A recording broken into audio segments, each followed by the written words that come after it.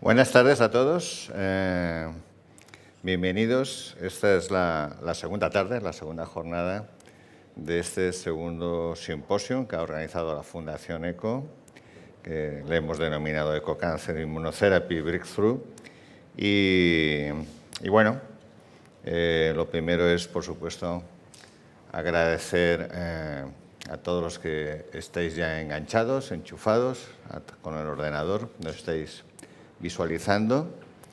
Esta es una actividad que iniciamos el año pasado y realmente tuvo un buen éxito y hemos podido repetir este año. Ya conocemos todos que las circunstancias están haciendo que nos vayamos adaptando a las características epidemiológicas de nuestra sociedad. Y en esta ocasión pues, estamos haciendo un formato casi mixto, donde hemos solicitado a los ponentes que asistan, todos los que puedan. Muchísimas gracias a todos los que participáis, tanto en un formato virtual como con vuestra asistencia. Doble agradecimiento a los que habéis hecho el esfuerzo de venir a la reunión. Estamos rodeados de buenos amigos en este momento. No solamente sabemos que nos estáis escuchando, sino aquí en la sala pues tenemos grandes amigos y sobre todo grandes profesionales de la oncología. Muchísimas gracias a todos. Y muchísimas gracias a las empresas que nos ayudan a poder mantener este tipo de reuniones tan interesantes. Y, por supuesto, gracias a la Fundación ECO, gracias a su nuevo presidente, el doctor Rafael López, que fue elegido hace unas pocas semanas. Enhorabuena. Y muchísimas gracias al expresidente, el doctor Vicente Guillén, que va a seguir trabajando con la Fundación. Y bueno, ayer tuvimos una jornada realmente interesante, escuchamos unas charlas muy estimulantes, tuvimos una mesa redonda sobre biomarcadores, nos contaron cosas que a veces no se sabe dónde encontrar en la literatura, estuvo muy bien. Y tuvimos luego otra mesa redonda acerca de la inmunorevolución en la enfermedad precoz, ¿no? Y repasamos varios tumores, no solamente cáncer de pulmón, que es muy prototípico, sino también otros tumores como la mama, los digestivos y el urotelián. Y acabamos con una charla que es muy infrecuente de escuchar, que es la inmunoterapia en los sarcomas. Y también fue una disertación y una conferencia pues, llena de conocimientos y también con grandes preguntas que responder. Hoy nos vamos a dedicar a dos mesas redondas en el cáncer avanzado, una dedicada específicamente al cáncer de pulmón y la otra a otros tumores, cáncer renal, hepatobiliar, la piel, cabeza y cuello. Y además, pues tenemos la fortuna de escuchar dos conferencias de dos grandes expertos. No voy a presentar a los ponentes o a los moderadores porque esto le corresponderá a cada uno de los protagonistas de esta tarde, pero sí mostrarles nuestro interés de que las escuchen porque van a ser de un alto contenido científico, así como estoy convencido que vamos a intentar que las discusiones de las distintas mesas pues, se aborden los temas que más nos preocupan. Decirles que ayer contamos con más de 400 inscritos, creo que está alrededor de los 450, que los enganches han sido muy altos, así que a pesar de ser en julio y que gente ya empezamos a tener ganas de ponernos, no sé si los bañadores o las deportivas para andar por los campos, pues sigue cuando los productos cuentan con temas de interés y los ponentes son de primer nivel, siempre hay una respuesta de la comunidad oncológica que está ávida de conocimientos. Así que muchísimas gracias y le doy ya la palabra al doctor Ignacio Durán del Hospital Marqués de Valdecilla, que va a actuar de presentador de la primera conferencia de la tarde. Muchas gracias. Muchísimas gracias, doctor Camps. Permíteme que empiece agradeciendo a la Fundación ECO la invitación para estar aquí hoy y especialmente agradecer al doctor Camps y al doctor García Foncillas como coordinadores de esta reunión que como comentaba el doctor Camps, está resultando un éxito. A mí me corresponde presentar una de las dos lecciones magistrales que vamos a tener esta tarde. La primera va a corresponder al doctor Robert Dreiser de la Universidad de Virginia y va a versar acerca de los futuros abordajes en inmunoterapia en tumores urológicos. Me van a permitir que cambie al inglés para presentar al doctor Dreiser. Welcome, Dr. Dreiser. It's an honor and a pleasure to have you again here with us. I don't think Dr. Dreiser requires a lot of presentation. He's very well known in the field. Just to give a brief overview of his career, he's a professor of medicine and urology. He started years ago in Indiana doing his internal medicine there, and then he moved to a number of places, Wisconsin, Iowa. He ended up in Cleveland Clinic between 2006 to 2014, and then he moved in 2015 to the University of Virginia, and currently he's the Deputy Director of the Cancer Center. So Dr. Dreiser is going to give us a lecture about the future approaches in immunotherapy in neurological tumors, and I'm sure it's going to be a fantastic talk. So Dr. Dreiser, the floor is yours. Thank you very much. Appreciate very much the invitation to speak. And I would like to apologize in advance for my inability to deliver this lecture in Spanish. So my disclosures. Let's get started. So briefly, a tale of 3 urologic neoplasms and immunotherapy. So urothelial cancer, needless to say, one of the earliest diseases in which immunotherapy had defined utility. BCG has been approved for multiple decades, demonstrating that this was an immunotherapeutic active disease. We now have level 1 evidence, of course, with immune checkpoints. Kidney cancer, another disease with long-term belief that it was an immunomodulatory disease, although for decades we used relatively ineffective agents such as interferons and a very small select group of patients who responded to high-dose IL-2. Now we, of course, have level 1 evidence broadly of both immune checkpoints of a variety of different agents. And prostate cancer, although Sipuleucel T, a therapeutic cancer vaccine, was approved in the US more than a decade ago, I think it would be fair to say that this is a disease of very limited utility of the current agents that we have available, although the future is promising with what I would refer to as sort of PSMA targeted therapeutics. So let's take a brief look at where we are. We're all familiar with this graph demonstrating the mutational burden of the 3 urologic neoplasms, bladder sitting between gastric and lung cancer, kidney cancer, and on the scale of lower mutational burden, prostate cancer. So starting with kidney cancer, again, in the 80s and 90s, interferons were felt to be a sort of step forward in the management of this disease. High-dose IL-2, primarily on the basis of small studies done at the National Cancer Institute, suggested that there were patients who had significant responses and durable outcome, but these were a tiny fraction of patients. Actually, alpha interferon, although broadly used to treat kidney cancer, was never FDA approved because there was really no level 1 evidence of impact. The tyrosine kinase inhibitor era started around 2004, and then ultimately immune checkpoints. And now we have an embarrassment of riches, which is partly the problem in terms of making decisions going forward. So this is a graph that just basically shows the 4 frontline trials, Ipi-Nivo, and then 3 of the immune checkpoint plus tyrosine kinase inhibitor therapies. Lenvatinib and pembrolizumab, the most recently presented, not yet FDA approved, but I would anticipate it based on data.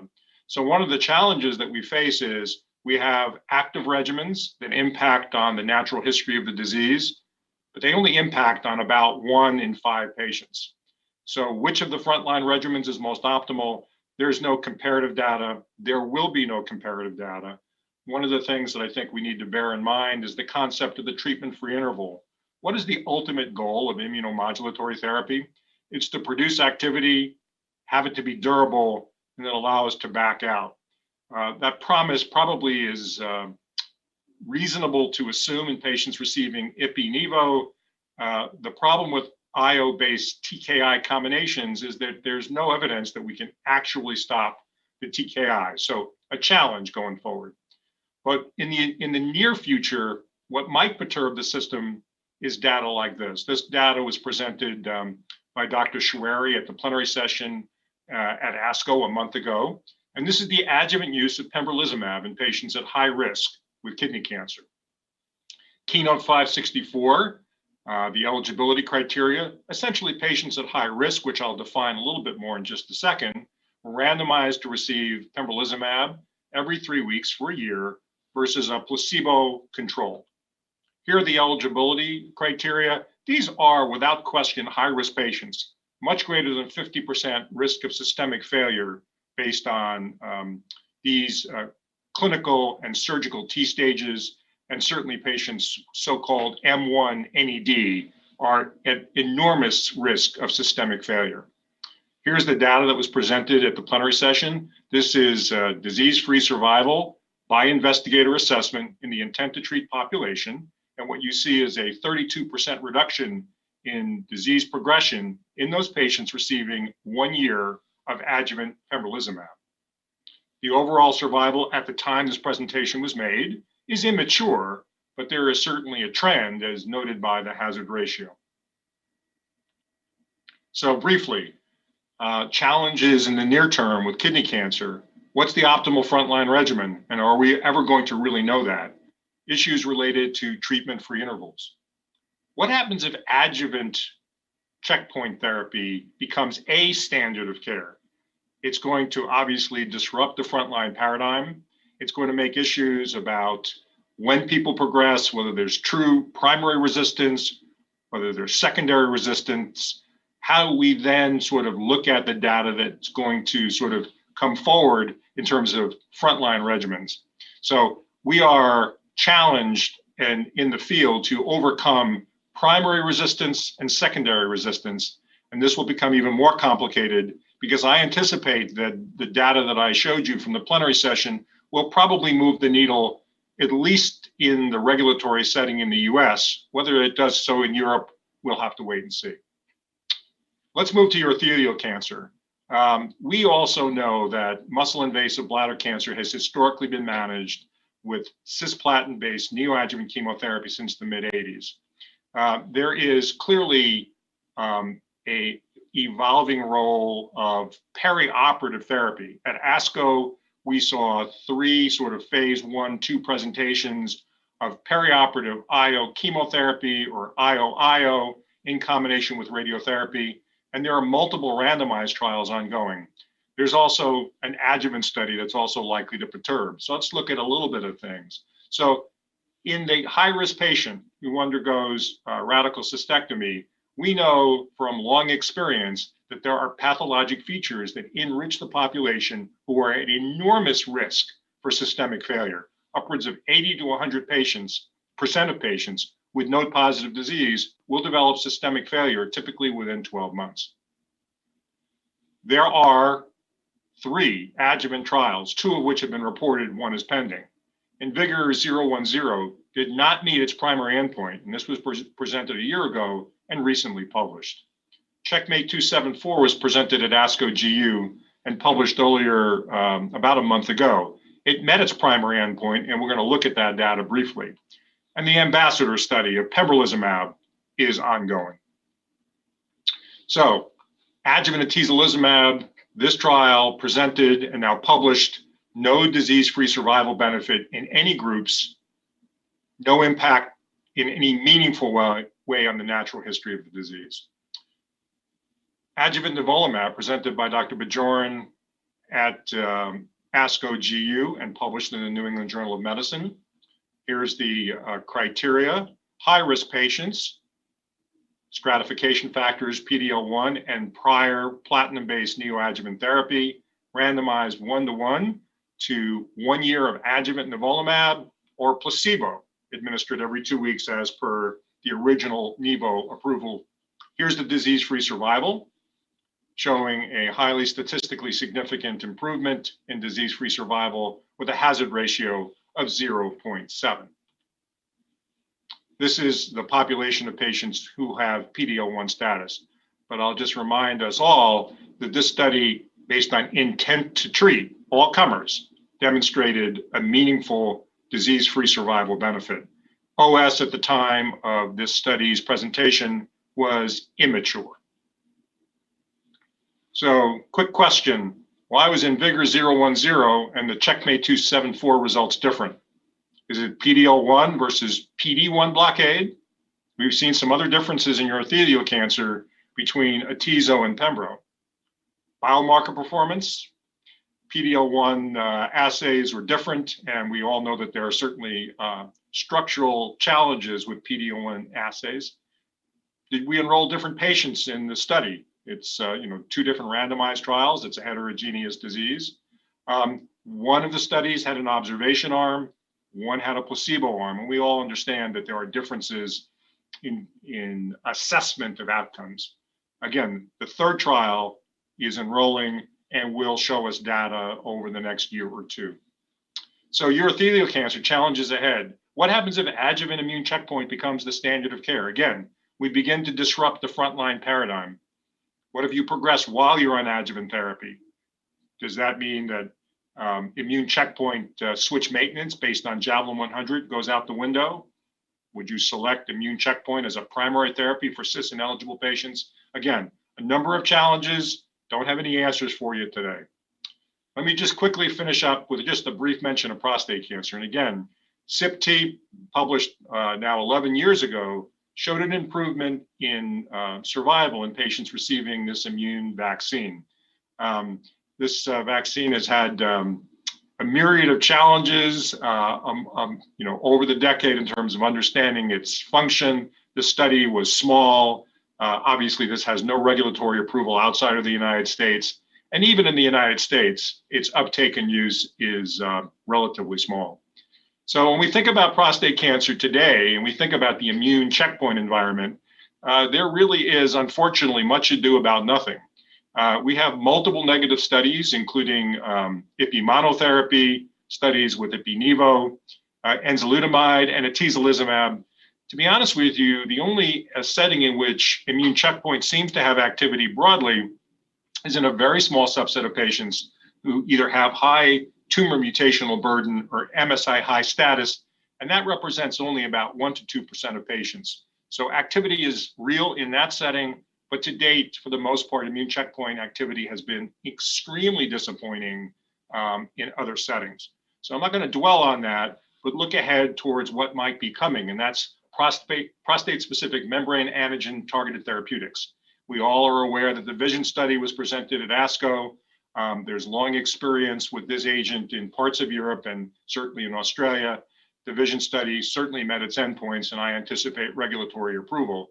But there are immune-based constructs, CAR T cells, bispecific T cell engagers, other bispecific monoclonals that are all targeting prostate-specific membrane antigen. There are a myriad of phase 1/2 trials and even a couple of phase 3 trials proposed. Briefly, my perspective on this is, for this approach, if the data from any of these molecules and studies demonstrates meaningful anti-tumor activity, the question is going to be, is this going to be an off-the-shelf product, or are we going to have to do cellular preparation? Cellular preparation a la CAR T, in my estimation, based on cost and availability, will be an enormous challenge to overcome anywhere. What's the administration schedule going to be? Many of these therapies are administered several times a week, some of them once a week. That's going to be important for a pragmatic application of these therapies. And the major challenge to these agents is cytokine release. You can't have cytokine release syndrome of grade 3 in even 2 or 3% of patients and have this to be a meaningful therapy that can be applied broadly.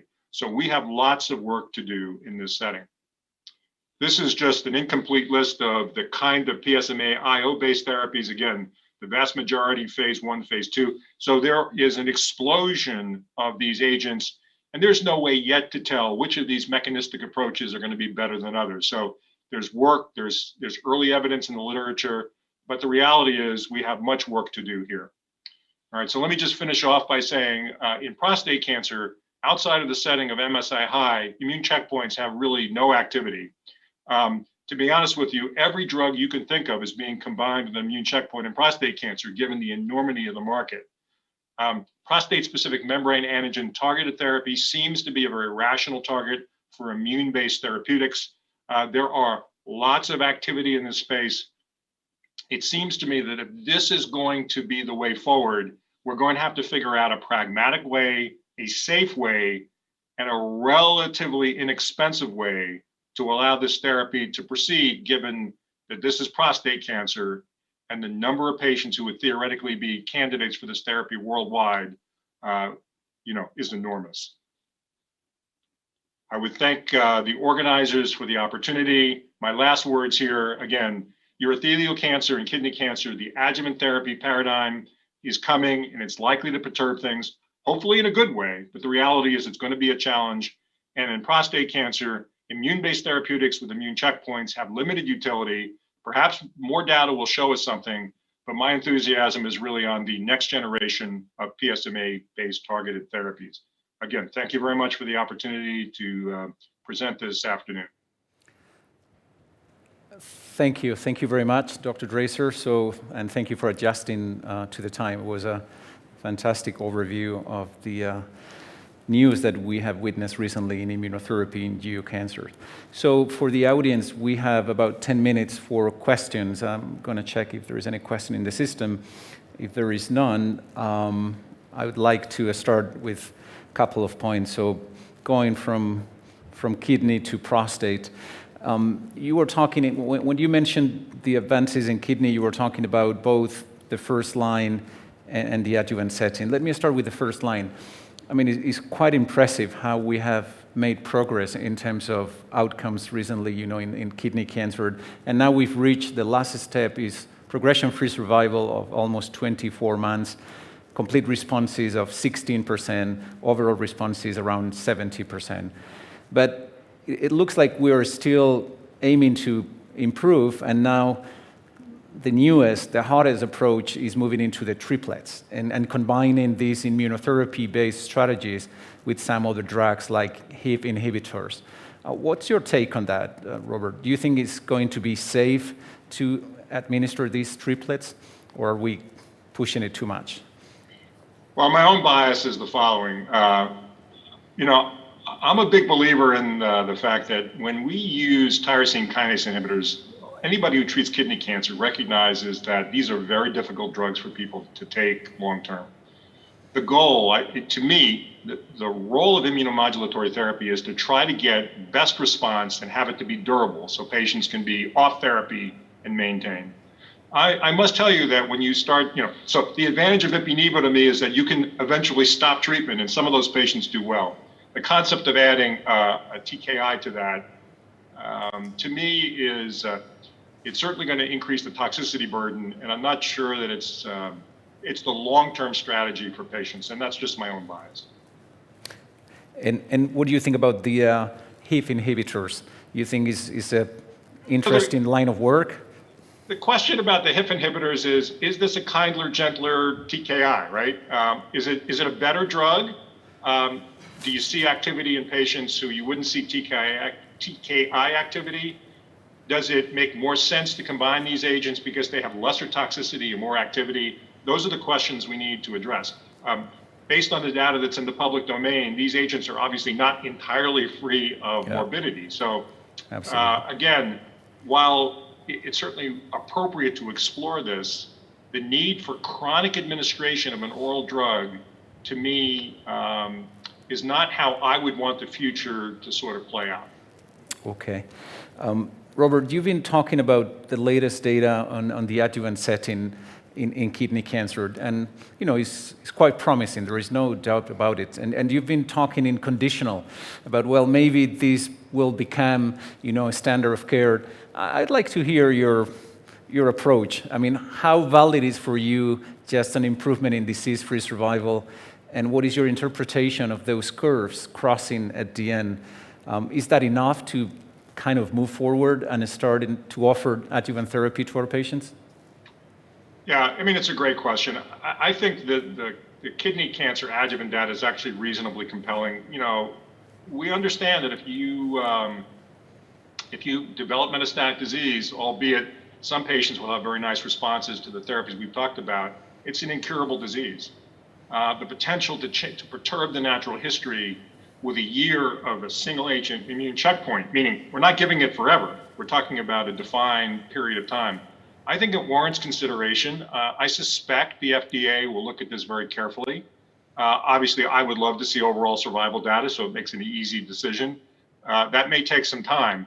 But, you know, if you look, there was a small subset of patients, maybe 100 patients with M1 NED status. Mm-hmm. Those patients have enormous progression rates. I mean, so if you said to me tomorrow, if I saw a patient like that and I could give the drug, I mean, right now it's not approved in that setting, would I strongly have that conversation? I would. You know, I'd like to be, I tend to be somewhat of a nihilist and conservative, but, you know, this is an unmet need. People were given adjuvant sunitinib based on really inferior data in the adjuvant setting, which I don't think was appropriate. I think this data is much more compelling. Thank you. Okay, we're going to move forward, and we're going to move to bladder because we don't have a lot of time. So you've been talking again about the progress that we've made, and along with the incorporation of immunotherapy. But I'd like to hear, you know, what's your opinion on sequencing cytotoxic treatment plus immunotherapy, and how relevant you think that could have been in the study of the adjuvant therapy, because some of the patients receive neoadjuvant chemotherapy. Do you think is a critical component of the benefit to these patients? Yeah, that's a great question. Obviously, it wasn't, although they stratified on that basis, I don't think that was part of the net. We're going to see more data about that. That, you know, obviously that mimics in a sense, you know, the concept of switch maintenance, right? So there may be a component to that, and I think that's very intriguing. What's going to muddy the waters in a good or bad way, whatever it is that there are, as you well know, multiple perioperative studies of, you know, chemo, immune checkpoint, IO, you know. So I'm not sure we're going to know the answer. And as you also know, there's, you know, a large randomized trial of enfortumab vedotin and pembrolizumab, which, you know, people are very intrigued about. So I'm not sure. This is not going to all remain very confusing. I wish I had the answer to that. That's a really good question, but I don't know the answer. One of the fears that I envision is if we really give a lot of value to this study, CheckMate 274, may we be risking a little bit sending the message that adjuvant therapy is all that matters after so many decades trying to convince our medical community that neoadjuvant is the way to go? I think you're exactly right. I mean, look, my own concern on a similar vein was, you know, when Javelin 100, you know, suggested that it didn't really matter if you got cis or carbo, as long as you got Avelumab. I'm not sure that's true either. Yeah. We all know that we can cure 10 to 15% of people with nodal mets with cisplatin-based therapy. Yeah. So I worry that's also sending the wrong message. So I think you're exactly on point. I worry about that, but I also understand that the world's moving rapidly. So it's really about trying to get best evidence and then really making sure that we educate our colleagues about, you know, what remains the standard of care. Thank you, Robert. So we got 2 minutes for the prostate. That seems to be kind of the... Oh, sorry. It looks like there is a question from the audience. Sorry about that. Dr. Dracy, thanks for your talk. My question is related for those patients diagnosed with advanced urothelial carcinoma, considered unfit to cisplatin and expression PD-L1. What is your thoughts about the debate between the use of carboplatin gemcitabine followed by avelumab versus the options with immunotherapy upfront in those patients? Yeah, that's a great question. So no right answer. My approach tends to be the following. Look, we all know carboplatin, you know, gem has limits. We also know that Javelin 100 is appropriate data. We also know that a subset of patients who get immune checkpoint only do very well. I think this is a shared decision-making discussion with patients. Most patients are open to understanding that there is no right answer, but either of these options remain. You know, for a patient who says, I really don't want chemotherapy under any circumstances, even with that data, then it's straightforward. Most of the time, it's really just a shared decision process. I'm not sure we're going to know more in the near term, but I'm also not sure that that's going to be a durable question, because I think other data is going to come forward that's going to start to perturb that and it'll go away. But for now, I don't know what the right answer is. Thank you. Okay, I think we got to the end of this session, Dr. Draser. It's almost 3:30, so I'm going to close this session by thanking you again. It was a very interesting presentation, and you made it very interesting also in the debate. So thank you very much. We close this keynote lecture, and we will move to the next section. Thank you. Thank you.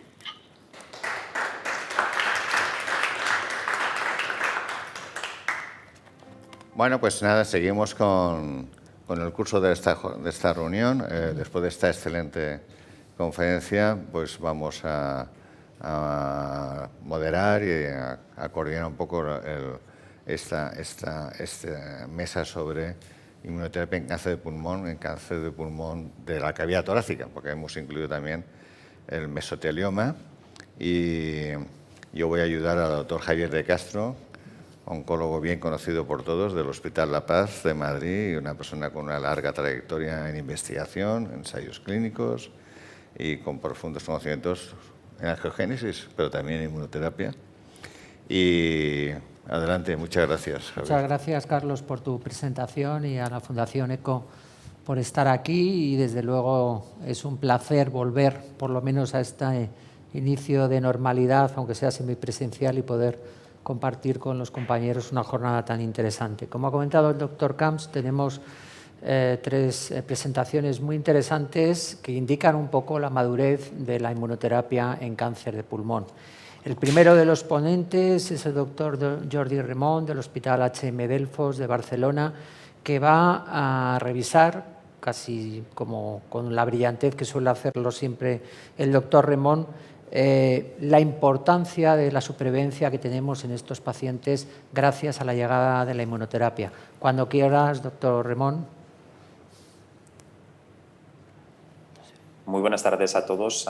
Gracias por la presentación. Es un placer estar aquí y agradecer al Comité Científico la amable invitación. Y como decía el doctor Castro, lo que intentaré en estos minutos es poner en contexto cómo la inmunoterapia ha cambiado claramente el pronóstico de los pacientes con cáncer de pulmón, pero cómo también ha incluido nuevos retos en la estrategia terapéutica de estos pacientes.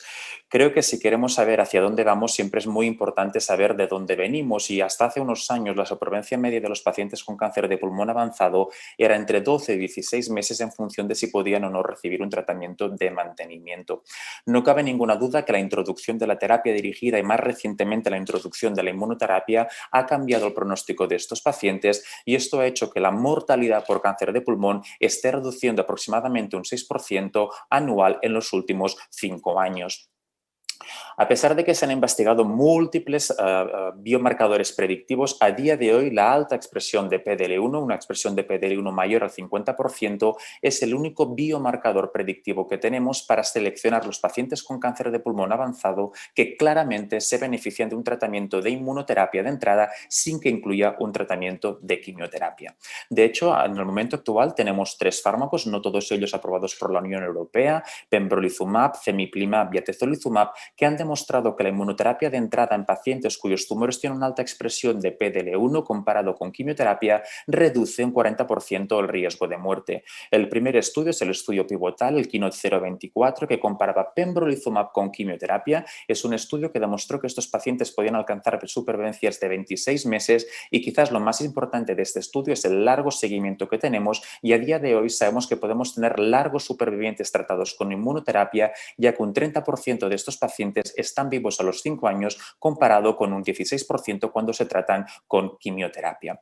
El segundo estudio es el estudio Empower 110, atezolizumab versus quimioterapia. En el subgrupo de pacientes con alta expresión de PDL1, de nuevo, atezolizumab demostró un beneficio en supervivencia. Sin embargo, creo que es muy importante siempre tener un seguimiento a largo plazo, y después de un seguimiento de 31 meses se ha visto que esta diferencia entre atezolizumab y quimioterapia ha dejado de ser significativa. Yo creo que esto es importante porque en este estudio el crossover crossover no se encontraba permitido y tan solo un 35% de los pacientes en el grupo control recibió un tratamiento de inmunoterapia a la progresión, comparado con casi el 75% de los pacientes, por ejemplo, del 66%, perdón, del estudio de Keynote 024. Y finalmente, el tercer estudio, el Empower Cemiplimab versus quimioterapia. De nuevo, inmunoterapia reporta un beneficio en supervivencia, pero lo más interesante de este estudio es que parece que a mayor expresión de PDL1, mejor es el beneficio en supervivencia. De hecho, el beneficio en supervivencia con inmunoterapia en esta población claramente ha quedado demostrado con un metaanálisis reciente liderado por la doctora Majemi, presentado este año en ASCO, en el que la inmunoterapia en esta población reduce un 30% el riesgo de progresión y un 30% el riesgo de muerte. Sin embargo, todos sabemos que la realidad es completamente distinta de lo que vemos en los ensayos clínicos, y esto es debido a que aproximadamente el 40% de los pacientes que tenemos en nuestras consultas habitualmente, como contará después el doctor Calles, no son los mismos pacientes que están incluidos en los ensayos clínicos. Y esto hace que las diferentes características clínicas, la supervivencia que se reporta en los ensayos clínicos, no se traduzca en la realidad. Aparte de estas características clínicas, yo creo que hay un factor muy importante también en los ensayos clínicos que han evaluado la inmunoterapia en tumores de alta expresión de PDL1, que es la selección de los pacientes centralizada por el PDL1. De hecho, sabemos que en cáncer de pulmón, un 30% de los pacientes con cáncer de pulmón avanzado pueden tener una alta expresión de PDL1, pero si miramos de todos los estudios que han valorado la inmunoterapia, tan solo entre un 8 y un 23% de todos los pacientes a los cuales se ha hecho screening y con alta expresión de PDL1 se han incluido en los ensayos clínicos. Y esto todavía es más relevante, por ejemplo, en el estudio Keynote 024, que tan solo 2/3 de todos los pacientes con alta expresión de PDL1 fueron randomizados en este estudio. Por lo tanto, yo creo que el hecho de que haya un biomarcador que deba ser centralizado hace que tan solo aquellos pacientes que puedan esperar el tiempo necesario a tener el resultado de este biomarcador centralizado, por lo tanto, pacientes con baja carga tumoral y tumores más pequeños o asintomáticos, son los que se incluirán, y quizás por eso también puede existir un mayor beneficio en estos ensayos clínicos que no se reporta en la realidad. También hemos de decir que somos insaciables y queremos todavía más, y lo que estamos intentando es todavía aumentar la supervivencia de los pacientes con alta expresión de PDL1. Hasta el momento he de decir que es una historia en cierta medida de fracasos, ya que no hemos conseguido aumentar estos 22-26 meses. El primer estudio fue el estudio Keynote 598, un estudio fase 3 en el que se comparó pembrolizumab con pembrolizumab y ipilimumab en tumores con alta expresión de PDL1. De nuevo, fue un estudio negativo, ya que no se consiguió aumentar ni las respuestas, ni la supervivencia libre de progresión, ni la supervivencia global. Pero quizás es importante destacar de este estudio que a partir de los 18 meses hay muchos eventos que están todavía censurados y no sé si a largo plazo puede haber algún tipo de beneficio. El segundo estudio es un estudio fase 2, el estudio CITYSCAPE, en el cual se comparó la eficacia de atezolizumab con tiragolumab. Es un inhibidor anti-TIGIT que se expresa en los natural killers y en las células T, y esta combinación de atezolizumab con tiragolumab se comparó con atezolizumab. En el subgrupo de pacientes con alta expresión de PDL1, la combinación reportó un beneficio en supervivencia libre de progresión y en respuestas, lo que ha motivado empezar un estudio fase 3. Personalmente creo que hemos sido un poco precipitados, ya que no sé si esta combinación tiene una eficacia realmente sinérgica o aditiva, o este beneficio a la combinación es debido a que la rama control, la rama de atezolizumab, se comportó inferior a lo que esperaríamos según los resultados del estudio Empower 110. También es importante destacar que a pesar de que seleccionamos a los pacientes con alta expresión de PDL1, en todos los estudios con los diferentes agentes anti-PD1 o anti-PDL1 hemos visto que al inicio del tratamiento puede haber un cruzamiento de las curvas, es decir, que la inmunoterapia va por debajo de la quimioterapia, indicando que hay un porcentaje de pacientes que pueden fallecer durante los primeros meses cuando se administra tratamiento de inmunoterapia, y que esto es aproximadamente entre un 12 y un 15%. Una de las estrategias para revertir esta situación es añadir tratamiento de quimioterapia. De hecho, el factor supuesto de que la quimioterapia puede tener un efecto sinérgico o aditivo ha hecho que se intente valorar en cáncer de pulmón las combinaciones de quimio-inmunoterapia con independencia de la expresión de PDL1. De hecho, en los pacientes con histología no escamosa sabemos que el tratamiento de quimioterapia e inmunoterapia consigue unas respuestas de casi el 50% comparado con el 25-30%, reduce en 40% el riesgo de progresión y reduce un 20% el riesgo de mortalidad, con unas supervivencias medias entre 20 y 22 meses. Y a día de hoy tenemos combinaciones de quimioterapia junto con inmunoterapia aprobadas, ya sea con pembrolizumab, atezolizumab, con o sin tratamiento con bevacizumab. Como decía, todos estos estudios han incluido pacientes sin selección por PDL1 y en el estudio pivotal, el Keynote 189 de pembrolizumab con quimioterapia respecto al tratamiento de quimioterapia, el beneficio de esta combinación era independiente de la expresión de PDL1 con un beneficio en supervivencia incluso en pacientes cuyos tumores no tenían expresión o eran PDL1 negativos.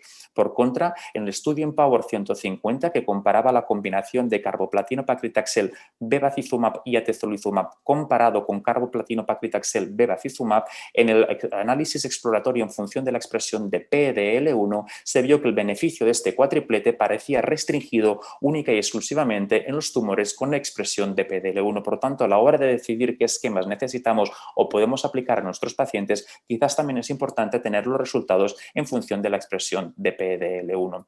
Lo más relevante de las combinaciones de quimioinmunoterapia es que han aumentado la supervivencia, pero es que no solo han aumentado en pacientes con histología no escamosa, sino que también ha aportado beneficio en pacientes con histología escamosa, unos grandes olvidados dentro del cáncer de pulmón debido a que ha sido muy difícil cambiar el pronóstico de estos pacientes. A pesar de que tenemos un estudio negativo con atezolizumab, tenemos un estudio positivo con pembrolizumab, el estudio Keynote 407, en el que la combinación de pembrolizumab con carboplatino paclitaxel o nab-paclitaxel ha conseguido unas respuestas del 60% comparadas con el 40%, reduce un casi 40% el riesgo de progresión y aumenta la supervivencia un 30%, con una supervivencia media de estos pacientes de 17 meses. Es muy relevante, además de este estudio, que tenemos un seguimiento a largo plazo, que un tercio de los pacientes con carcinoma escamoso avanzado que reciben tratamiento de quimioinmunoterapia están vivos a los 3 años. Aunque parece que este beneficio es importante, está más relegado en aquellos tumores con expresión de PDL1 positivos, mientras que en los tumores PDL1 negativos, a pesar de que existe una diferencia numérica, esta no es estadísticamente significativa. En este juego, en este mapa, que están apareciendo nuevos anti-PD1 y anti-PDL1 que se han combinado con diferentes agentes de quimioterapia, sobre todo en población asiática, por histología escamosa y no escamosa, y todas estas combinaciones de nuevo han demostrado aumentar las respuestas y la supervivencia libre de progresión en tumores PDL1 positivos comparados con quimioterapia, y quizás en un futuro serán otras estrategias que las autoridades sanitarias también podrían aprobar. Una de las dudas que tenemos a día de hoy, sobre todo, es en aquellos pacientes cuyos tumores tienen expresión de PDL1 entre el 1 y 49%, ¿realmente hace falta que les demos tratamiento de quimioinmunoterapia? ¿Podríamos tratarlos solos con inmunoterapia? Esto es una pregunta que es muy pertinente a nivel americano, no tanto a nivel europeo, pero creo que claramente ha quedado respondida o se ha dado una respuesta firme con este metaanálisis realizado por la FDA presentado este año en ASCO, en los cuales los tumores con un PDL1 del 1 al 49%, la combinación de quimioinmunoterapia aumenta la supervivencia libre de progresión en la supervivencia global respecto a un tratamiento de inmunoterapia y, por tanto, debería ser el tratamiento estándar. Y finalmente, igual que en otros tumores, la combinación de inmuno-inmuno también debería testarse, o se ha testado en pacientes con cáncer de pulmón, y sabemos que estas combinaciones de inmunoterapia han aportado beneficios de supervivencia tanto en melanoma, por ejemplo, y también en cáncer renal metastásico con factores de mal pronóstico.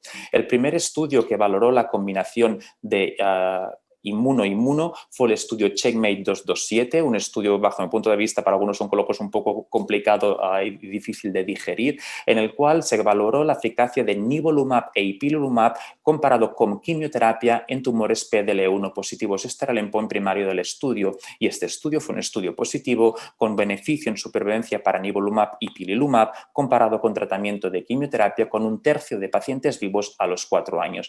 Es interesante también de este estudio, a pesar de que no eran en primario, que la eficacia de nivolumab y ipilimumab en tumores PDL1 negativos, que también demostró un beneficio estadísticamente significativo comparado con quimioterapia en tumores PDL1 negativos, con un 25% de pacientes PDL1 negativos vivos a los 4 años, y por lo tanto indicaría que la combinación de inmuno-inmuno sería una buena estrategia en tumores PDL1 negativos. Si nos fijamos en la gráfica de arriba, quizás uno de los puntos más importantes del estudio Checkmate 227 es que la combinación de nivolumab nivolumab y ipilimumab, durante los primeros meses también había un cruzamiento de las curvas, había un riesgo de progresión de la enfermedad. Y para intentar revertir esta situación se intentó valorar la adición de un tratamiento de quimioterapia. Esto es lo que se ha denominado el estudio CheckMate 9LA, en el cual se ha administrado tratamiento de nivolumab e ipilimumab con tan solo 2 ciclos de tratamiento de quimioterapia para intentar revertir el riesgo de una rápida progresión inicial cuando se inicia un tratamiento de inmunoterapia.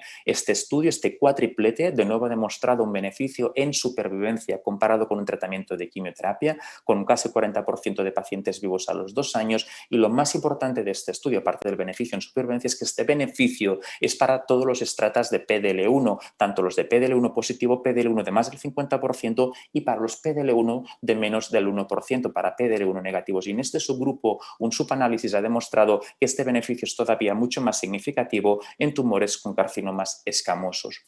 Quizás a día de hoy la principal duda que tenemos es la toxicidad de este esquema y a qué pacientes deberíamos aplicar este tratamiento. Hemos de decir que la toxicidad grado 3 y grado 4 parecía bastante similar entre las dos ramas, 48% y 38%, pero sí que es importante destacar que casi 4 veces más o casi 5 veces más de pacientes dejaron el tratamiento por toxicidad en el cuatriplete que no con la quimioterapia. Sin embargo, el dejar el tratamiento por un efecto inmunorrelacionado no impactaba de forma negativa en la supervivencia de estos pacientes, ya que podían alcanzar supervivencias medias de hasta 28 meses. Como decía, la otra duda que tenemos con estas combinaciones es a quién aplicarlas. De hecho, si miramos en función de la expresión de PDL1, tumores PDL1 positivos o tumores PDL1 negativos, en función de las diferentes estrategias, ya sea inmuno-inmuno con quimio-inmuno en función de la histología, podemos ver que en pacientes PDL1 positivos parece que la supervivencia a los 2 años es muy similar con independencia de la estrategia. En cambio, en tumores PDL1 negativos, la combinación de quimio-inmunoterapia, el estudio KINOCEP 407, 30% de supervivencia a los 2 años comparado con el 40-41% en pacientes que reciben combinaciones de inmuno-inmuno con o sin quimioterapia. Por tanto, quizás en pacientes PDL1 negativos con carcinomas escamosos serían el subgrupo que se beneficiarían más a día de hoy de un tratamiento de inmuno-inmuno con quimioterapia. Probablemente el papel de estos cuatripletes de la inmuno con quimioterapia quedará mucho más sólido su papel con los resultados del estudio Poseidón, un estudio que se va a presentar en el próximo Congreso Mundial del Pulmón, pero que en pre-release ya se ha reportado que la combinación de durvalumab, tremelimumab y quimioterapia aumenta la supervivencia libre de progresión y la supervivencia global comparado con un tratamiento de quimioterapia. Muy bien, a partir de aquí tenemos este gran muro con todas estas estrategias terapéuticas y con un techo terapéutico a día de hoy de 20 a 26 meses. Por lo tanto, queremos sobrepasar este muro y tenemos que saber cómo avanzar.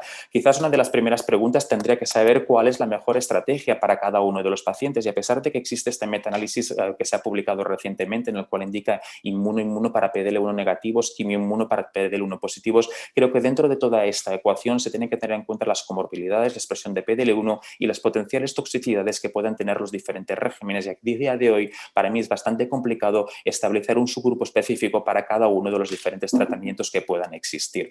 También es muy importante poder establecer diferentes regímenes de tratamiento en función de diferentes biomarcadores predictivos, no solamente la expresión de PDL1, y que estos nuevos biomarcadores no impacten en el retraso en las decisiones terapéuticas. Tendrían que ser biomarcadores fáciles de poder obtener. También es importante establecer en a nivel clínico la mejor estrategia en pacientes con alta expresión de PDL1. ¿Es necesario darles tratamiento de quimioinmuno o tan solo con inmunoterapia sería suficiente? De hecho, si ponemos en esta diapositiva todas las diferentes estrategias, podemos ver que independientemente de la estrategia que utilicemos, la supervivencia a los 3 años en estos pacientes, comparaciones indirectas, es aproximadamente del 40%. Creo que serán importantes los resultados del estudio francés, del estudio PERSE, en el cual en pacientes con alta expresión de PDL1 se compara pembrolizumab con quimioterapia. La duda que habrá de este estudio es que la endpoint será una supervivencia libre de progresión, no supervivencia global. Para mí sería mucho más interesante en este subgrupo de tumores con alta expresión de PDL1 hacer aproximaciones dinámicas. De hecho, sabemos que en melanoma la respuesta en el DNA tumoral circulante en aquellos pacientes con melanoma que reciben inmunoterapia se correlaciona con una mejor supervivencia libre de progresión. Por lo tanto, en cáncer de pulmón con alta expresión de PDL1, empezar tratamiento con inmunoterapia y aquellos que no respondan con DNA DNA tumoral circulante, valorar el papel de añadir un tratamiento de quimioterapia me parecería una estrategia muy adecuada. También si queremos continuar avanzando y aumentando la supervivencia de estos pacientes, es muy importante que conozcamos los mecanismos de inmunoresistencia y que no la mayor parte de los estudios que se están generando a la progresión a la inmunoterapia sean mediante aproximaciones, la mayor parte de los casos, completamente empíricas. Un punto importante no solamente para la toxicidad para el paciente, sino también para la toxicidad económica es saber cuál es la duración óptima del tratamiento. Sabemos que aquellos pacientes que cumplen 2 años de tratamiento tienen una mejor supervivencia, pero este beneficio en supervivencia es debido a que hacen los 2 años de tratamiento o que la mayor parte de estos pacientes consiguen una respuesta al tratamiento y sabemos que la respuesta es un biomarcador predictivo de eficacia y de larga supervivencia en estos pacientes. Es un punto que creo que es muy importante y quizás la duda más relevante también a día de hoy es que la inmunoterapia en cáncer de pulmón no solamente es importante en enfermedad avanzada, también ya es estrategia terapéutica estándar en tumores localmente avanzados y probablemente en un futuro lo va a ser en enfermedad localizada. Por tanto, ¿cuál es el papel del retratamiento en estos pacientes? Sabemos que en enfermedad avanzada los datos son muy limitados, el retratamiento aporta un beneficio del 70%, pero es importante que se investigue el papel del retratamiento y en un ensayo clínico que está intentando validar el retratamiento en pacientes con cáncer de pulmón avanzado. Por lo tanto, como conclusiones, a modo de resumen, creo que a día de hoy claramente la inmunoterapia ha cambiado el pronóstico de estos pacientes con supervivencias de 20, 22, 26 meses,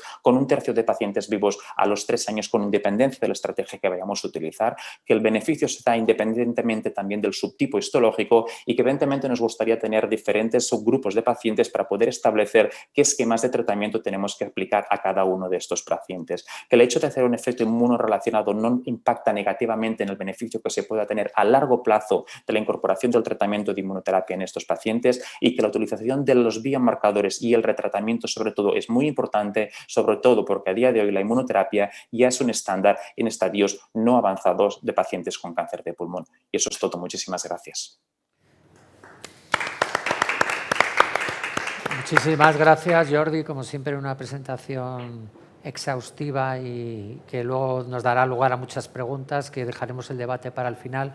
Y aprovecho a decir que tenéis un chat donde podéis poner las preguntas que queráis y que podamos discutir posteriormente.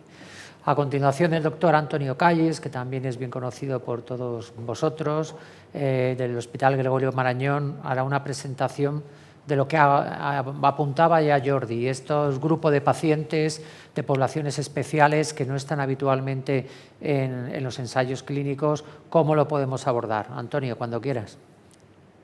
Muchas gracias, Javier. Muchas gracias, doctor Camps. Muchas gracias a la Fundación ECO por la amable invitación a repasar un tema muy importante, que es cómo utilizar la inmunoterapia en poblaciones especiales. Yo creo que después de la extensa y muy bonita presentación que ha hecho el doctor Remón, bueno, pues habrá que definir cómo seleccionamos estos tratamientos para nuestros pacientes en el día a día.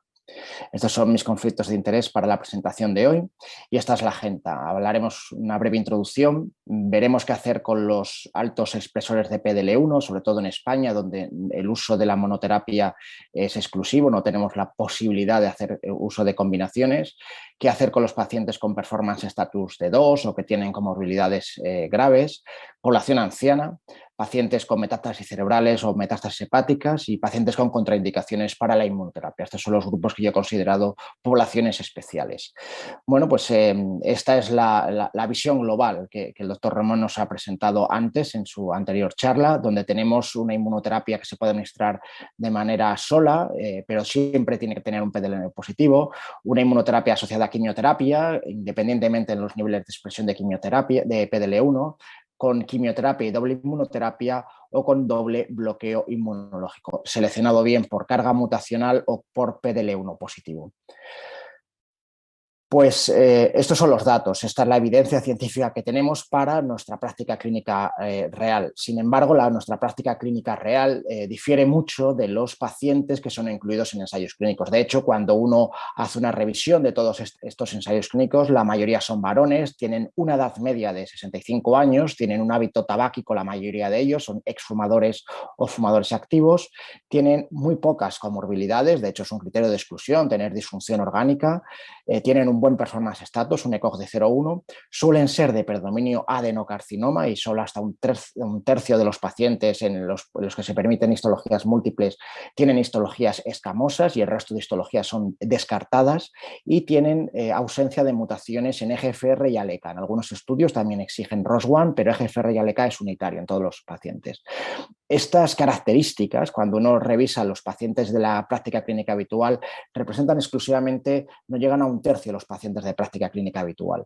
Además, hemos adoptado muchísimas opciones de tratamiento nuevas para poblaciones que son muy similares y, sin embargo, no tenemos estudios comparativos entre ellos. Por tanto, vamos a tener muchas opciones, pero pocas respuestas a nuestras preguntas clínicas. Y también es importante saber que en estos ensayos clínicos pues, están muy infrarrepresentados poblaciones habituales de práctica clínica habitual. Y pongo dos ejemplos de pacientes que son habituales, que los tenemos todos los días en consulta y que no podían participar en ningún ensayo clínico. Uno es un varón de 85 años, fumador, con un adenocarcinoma de pulmón metastásico y con una creatinina de 1,6. Y la otra es una mujer de 47 años, nunca fumadora, con un adenocarcinoma de pulmón estadio 4, EGFR y ALK wild type, con múltiples metástasis cerebrales sintomáticas y metástasis hepáticas. Pues estos pacientes, que son los pacientes nuevos que vemos todas las semanas, no podrían incluirse en los ensayos clínicos que se han comentado anteriormente. Por tanto, ¿qué hacemos con estos pacientes a los que no se adaptan los ensayos clínicos? Los adaptamos, hacemos ensayos clínicos particulares para esta población de pacientes. Bueno, pues vamos a empezar con una población que para mí es muy importante, que son los pacientes con alta expresión de PDL1, que como se ha dicho antes, pues sigue siendo el rey. Todos nos apetece tener un paciente que tiene una expresión de PDL1 de más del 50%, donde a día de hoy la monoterapia sigue siendo el estándar, pero ojo, esto es en población seleccionada. Creo que el doctor Ramón ha hecho hincapié en los fallos de screening y en la selección, en la hiperselección que hay en los procesos de screening para entrar en ensayo clínico. Estos son pacientes que tienen que esperar a un resultado de un PDL1, una lectura central, que sean alocados, que sean randomizados. Esto es un paciente con una alta carga tumoral y una enfermedad con un curso clínico agresivo, no estaría en disposición de esperar a estos resultados y poder participar en un ensayo clínico. Por tanto, ya tenemos aquí uno de los primeros sesgos de selección en la inclusión de ensayos clínicos. Y el primer punto que tenemos que tener en cuenta es que esto es alta expresión sin mutaciones accionables. Es decir, si tengo un paciente con un reordenamiento de ROS1 y una alta expresión de PDL1, lo que prima es el reordenamiento de ROS1, no la alta expresión de PDL1. Pero ¿y si mi paciente es una mujer nunca fumadora con alta expresión de PDL1 y mi estudio mutacional es limitado? Solamente he hecho EGFR, ALK y quizás tenga ROS1 y son todos negativos. Espero a tener resultados de RET, de MET, de otros biomarcadores. Empiezo un tratamiento basado en eso. Sabemos que los pacientes con mutaciones driver tienen una respuesta más limitada a las monoterapias con inmunoterapia. Y luego la población clave, la población con factores de mal pronóstico que no están incluidos en los ensayos clínicos. ¿Qué hacemos con esto? Los tratamos con monoterapia. Yo creo que todos tenemos experiencias buenas y malas de esta población de pacientes y que a día de hoy aún seguimos sin saber identificar qué pacientes son los que no se benefician de una monoterapia y necesitarían una combinación. De hecho, esta es una presentación que también presentó el doctor Bessé. Se ve que el mismo fármaco pembrolizumab dentro de los distintos ensayos clínicos en monoterapia va decayendo las medianas de supervivencia de los inicialmente reportados 30 meses a los 26 meses de la actualización del Keynote 024. El Keynote 042, la mediana supervivencia son 20 meses, y el Keynote 598, que comparaba IPI-Pembro versus Pembro en pacientes con PDL1 por encima del 50%, tiene una mediana supervivencia de 21,9 meses. Es decir, parece que esa mediana inicial de 30 meses nunca más se va a ver. De hecho, el resto de monoterapias, las medianas de supervivencia están aproximadamente en 20 meses, y lo que es aún más llamativo son los estudios de práctica clínica real, donde ninguno de ellos replica los datos del 0,24 y más bien son medianas de supervivencia por debajo de los 20 meses, indicando que quizás haya muchos factores clínicos que están condicionando la supervivencia de las monoterapias. Lo que se ha visto en los diferentes estudios de práctica clínica habitual es que cuando se utiliza la monoterapia, los principales factores predictivos negativos de supervivencia son los pacientes que tienen metástasis cerebrales, el uso de esteroides y un performance status de 2. Y luego luego también son factores de mal pronóstico la presencia de metástasis hepáticas, óseas, una alta carga tumoral, una agresividad de la enfermedad, el antecedente tabáquico y el sexo femenino, que fundamentalmente se benefician. Me han saltado las diapositivas sin haber tocado yo nada. Qué extraño. A ver. Estábamos aquí, disculpad. El sexo femenino, que probablemente se beneficie más de la quimioinmunoterapia que de la inmunoterapia sola, especialmente si son pacientes nunca fumadores. Y un hecho fundamental es que un alto porcentaje de los pacientes que reciben inmunoterapia en primera línea no reciben posteriormente ningún tratamiento de segunda línea. Y esto puede llegar, según las series, entre el 40 y el 80%, lo cual nos habla de que estos pacientes probablemente no estén en condiciones de recibir más tratamiento y esta sea su única opción de tratamiento. Y si no les ha funcionado en los primeros meses, tienen un rápido deterioro clínico y un fallecimiento precoz. Por tanto, seguimos en el papel de identificar cuáles son los factores pronósticos negativos de las monoterapias para evitar su uso en estos pacientes. De hecho, vemos que la consistencia de la quimioinmunoterapia, tanto en términos de supervivencia libre de progresión y supervivencia global, son consistentes también en pacientes con PDL1 por encima del 50%, pero no tenemos estudios comparativos randomizados que realmente nos resuelvan esta cuestión. Actualmente hay 2 ensayos clínicos prospectivos, uno de ellos lo ha comentado el doctor Remón, es el estudio francés PERSE, en pacientes con PDL1 de más del 50%, donde se compara pembrolizumab versus inmunoterapia en pacientes con PDL1 más del 50%, con PFS como objetivo primario, y el estudio del grupo ECOHACRIN Insigna, donde se incluyen los diferentes puntos de corte de PDL1 y está diseñado estadísticamente para resolver la pregunta del PDL1 más del 50%, si es mejor la monoterapia o la combinación. Por tanto, estos son 2 estudios académicos que nos darán respuesta sobre el grupo que vemos fundamentalmente de pacientes con alta expresión de PDL1. El segundo grupo de pacientes que son comunes en la práctica clínica son los pacientes con bajo performance status, pero que aún son pacientes candidatos a tratamiento. Es un grupo muy difícil de homogeneizar, porque ya la definición es subjetiva, es una población muy heterogénea, es una población donde el performance status puede depender bien de la carga tumoral o bien de las comorbilidades previas del paciente. Era un paciente PS2 ya previo al diagnóstico del cáncer o el paciente ha deteriorado su performance status cuando ha aparecido el cáncer. Es una situación clínica que puede ser estable, que puede ser rápidamente progresiva y caer a un PS de 3 o 4 y no ser candidato a tratamiento. Sabemos que es un factor muy importante en supervivencia global. Tanto la quimioterapia como las terapias dirigidas sí que han demostrado de una manera consistente mejorar la supervivencia y la calidad de vida de estos pacientes y representa un porcentaje importante de la vida real. Sin embargo, esta población ha sido excluida de manera sistemática de los ensayos clínicos de primera línea. ¿Qué datos tenemos? Bueno, por lo que nos dicen las guías fundamentalmente es la NCCN nos da unas recomendaciones sobre la quimio, sobre la terapia dirigida, las guías SEOM y la ESMO también, y la única guía que da alguna recomendación es la guía ESMO con un nivel de recomendación y de evidencia 3A. Los estudios en los que se basa la guía ESMO son los estudios CheckMate 153 y 171, que son el 153 un estudio posaprobación pedido por la EMA para pacientes en segundas líneas o posteriores, en donde se evaluaba a los pacientes con performance status de 2, donde se veía que tanto la eficacia como la supervivencia era probablemente la esperada, una supervivencia en estos pacientes de 5.2 meses versus el control, que eran 10 meses para la población global. El estudio CheckMate 153 para pacientes con performance status de 2, la monoterapia dio lugar a una mediana de supervivencia de 4 meses, pero lo que quizás sea más importante es una mejoría significativa de los parámetros de calidad de vida. No hay un incremento de las toxicidades y aboga por un uso razonable de la monoterapia en estos pacientes. Y en primera línea tenemos también 2 estudios prospectivos. Uno es el estudio PEPS-S2, que es un estudio británico, donde una monoterapia con pembrolizumab a dosis fijas se evaluaba en pacientes con performance status de 2 estable, medidos en 2 determinaciones separadas en 2 semanas. Por tanto, se descartaban pacientes rápidamente progresadores.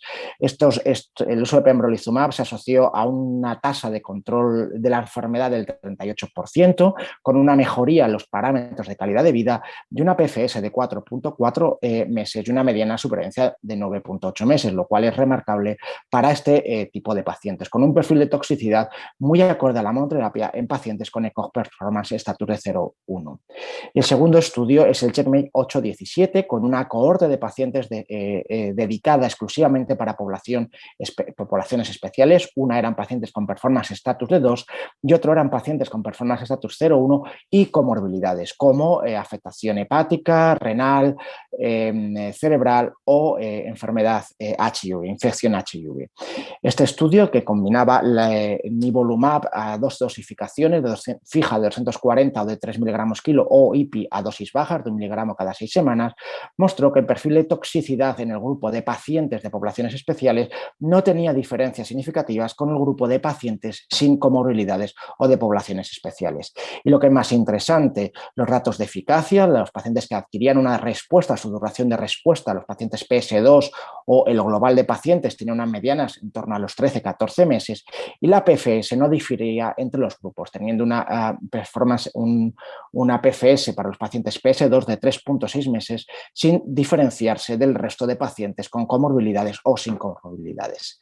De hecho, uno de los datos importantes de este estudio y de otro del grupo español de cáncer de pulmón, del estudio DURVAST, es un estudio fase 2 en que los pacientes VIH con infección controlada se veía que no solamente es seguro, sino que la monoterapia es activa, en este caso con durvalumab, con un 25% de tasa de respuestas, y que no había ninguna afectación en el contagio de la linfocitos CD4-CD8 ni la carga viral.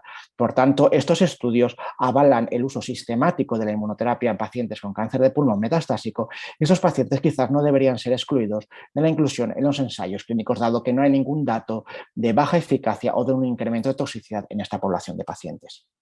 El otro grupo que quiero hablar es de la población anciana. Es un grupo muy importante. Sabemos que la mitad de nuestros pacientes tienen más de 65 años, incluso más de un tercio de ellos tienen más de 75 años, y que estamos expuestos a un envejecimiento progresivo de la población. La definición de población anciana es variable. Según punto de corte puede ser 65, 70, 75. Habitualmente están infrarrepresentados en los ensayos clínicos y apenas alcanzan el 10% de la población total de los pacientes reclutados. Y en estos pacientes tenemos dos riesgos. Por un lado, el sobretratamiento, exponer a los pacientes a una toxicidad excesiva, o el infratratamiento, pensar que el paciente no es subsidiario de un tratamiento más activo y optar por tratamientos menos eficaces. Hay dos conceptos que hay que confrontar aquí, que son la inmunosenescencia, es decir, probablemente una menor eficacia de la inmunoterapia y una mayor toxicidad por la presencia de desregulación inmune, que precisa una evaluación prospectiva y dedicada en población anciana.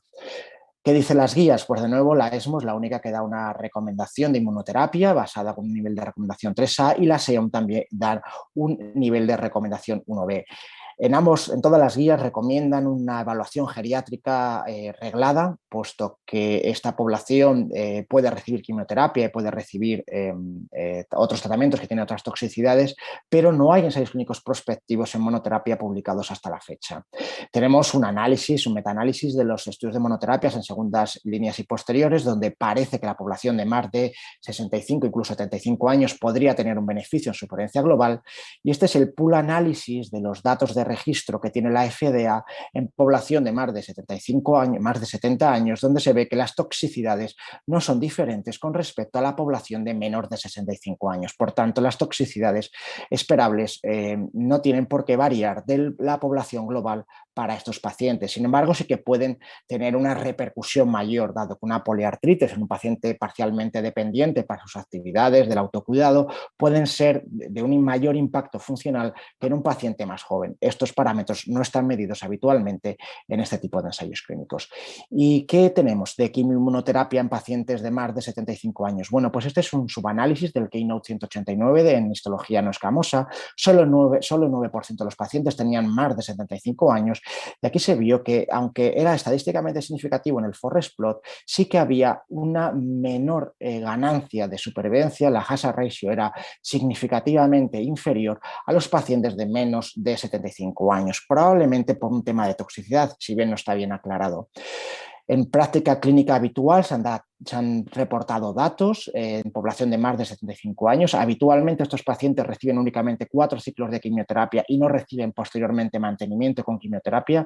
requiriendo únicamente el mantenimiento con inmunoterapia. El perfil de efectos secundarios es similar al que se reporta y de nuevo la eficacia varía en función de los niveles de expresión de PDL1 con medianas de supervivencia global de 15.5 meses que están por debajo de lo esperado de los estudios de registro, pero en el rango de lo esperable para las quimioinmunoterapias en cáncer de pulmón no microcítico metastásico. Esta es una presentación que se hizo este año en la ASCO, en pool análisis de la FDA, específicamente en el subgrupo de pacientes con la expresión del PDL1 entre 1 y 49%. Allí en Estados Unidos, a diferencia de Europa, tienen la posibilidad de prescribir bien monoterapia con pembrolizumab o bien combinaciones de quimioinmunoterapia. Pues bien, en análisis de este subgrupo se vio que los pacientes con quimioinmunoterapia tenían una tendencia a una mayor supervivencia que los pacientes con monoterapia, pero especialmente significativo era el grupo de más de 75 años, en donde era el único subgrupo donde no existía esa diferencia, hablándonos quizás de que la quimioinmunoterapia sea un tratamiento excesivo para población anciana y que estos pacientes con la monoterapia podría ser suficiente. Pero de nuevo, esto es un análisis retrospectivo y que tiene que tener todas las consideraciones de generador de hipótesis.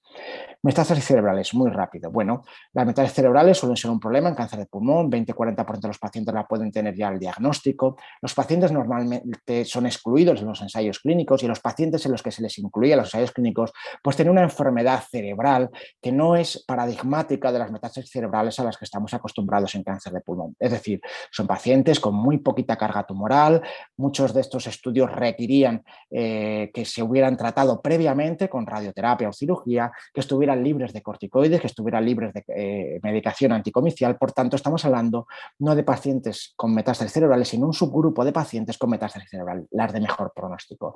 Esto es un análisis de subgrupo del estudio Keynote 189. En estos pacientes había aproximadamente un 18% de pacientes con metástasis cerebrales y estos pacientes tenían un peor pronóstico independientemente del que recibieran inmunoterapia con quimio o quimioterapia. Si bien la adición de pembrolizumab a la quimioterapia mejoraba tanto las respuestas, la duración de las respuestas, como la supervivencia global. Estos son datos actualizados ahora del estudio CheckMate 9LA, de los 2 ciclos de quimioterapia más nivo IPI versus quimioterapia. Uno de los subgrupos que más destaca de su beneficio son los pacientes con metástasis cerebrales.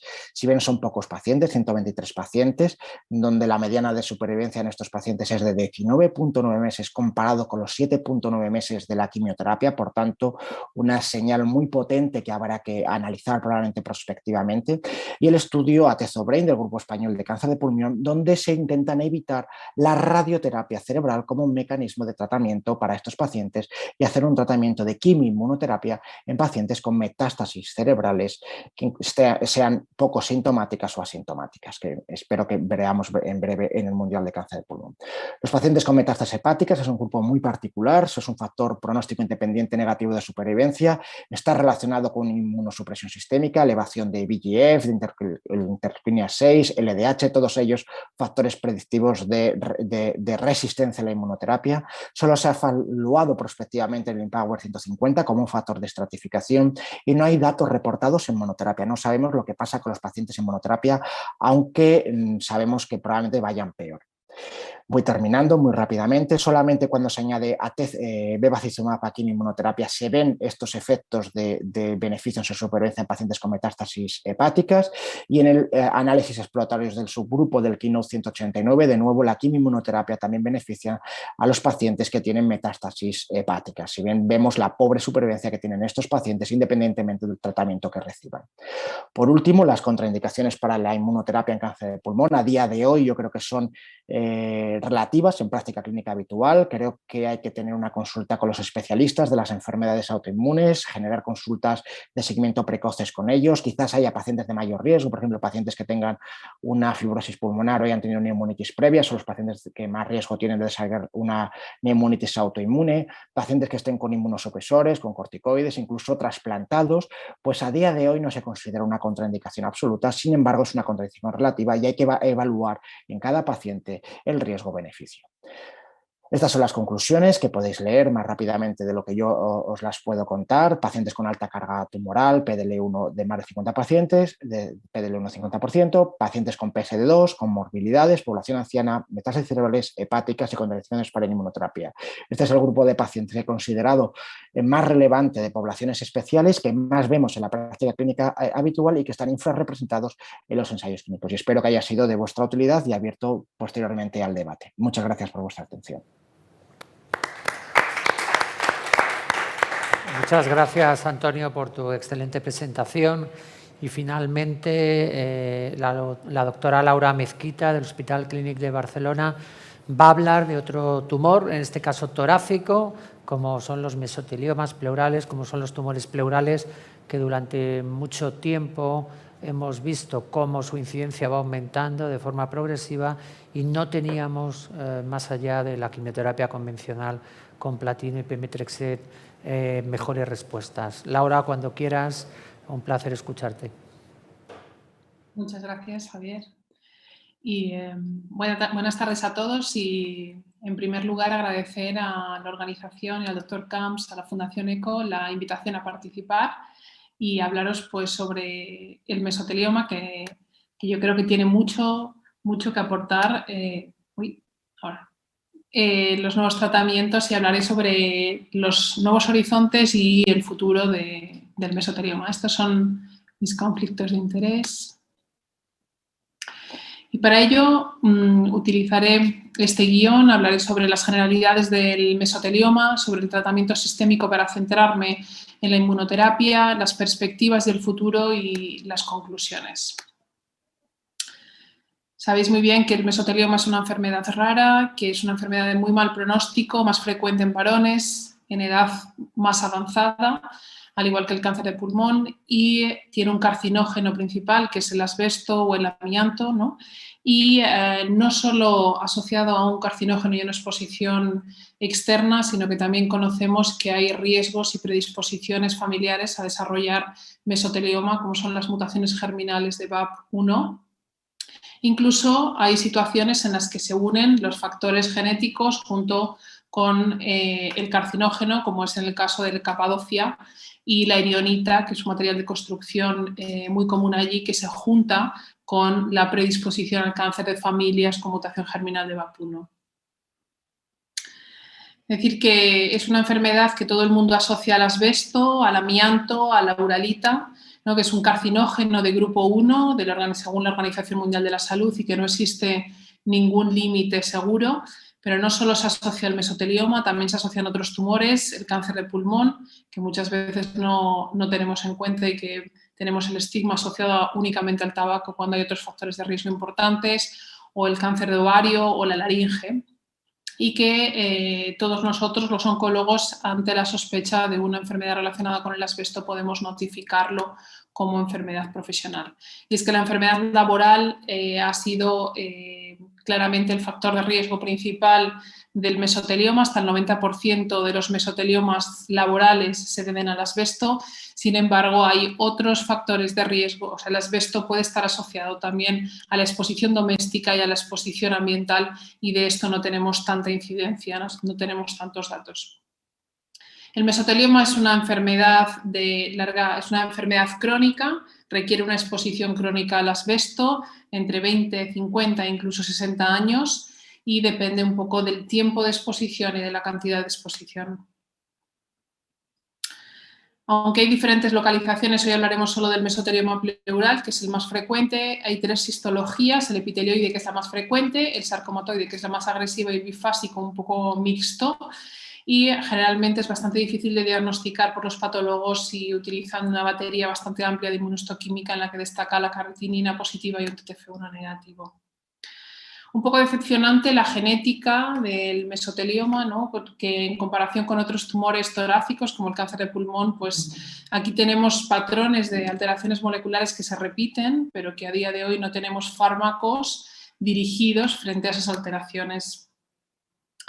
Y en cuanto al estadio, 4 estadios, pero hablaremos solo sobre el estadio 4, la enfermedad avanzada, en la que el tratamiento sistémico es la piedra y el pilar fundamental del tratamiento. Aquí tenéis un poco el resumen de toda la historia del tratamiento sistémico del mesotelioma.